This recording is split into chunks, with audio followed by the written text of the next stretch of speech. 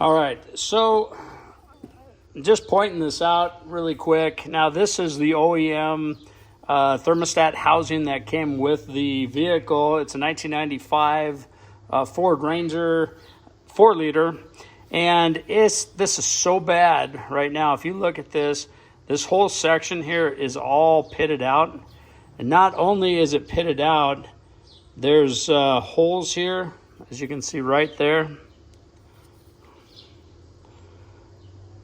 That's just holes that are popped through from rust. On the inside, it's all pitted out on the inside also.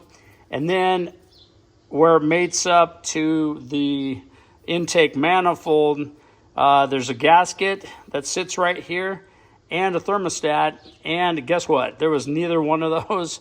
It was just a really light coating of RTV.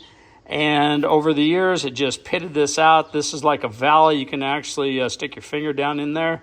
And then it's pretty bad. And the sealing purposes, I would probably say no on this. And it was cheap enough to just replace. So I ended up buying a new one. And this is the new one. It is a Dorman product.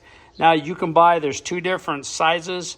So the size right here, this is a large neck, which that is exactly what I want right there. You can also get a smaller one, just be aware of that. But this was, I want to say like, I don't know, 35 bucks, I believe. The part number, let's see if we can get it here. There you go. So that's the part number that you would need to use.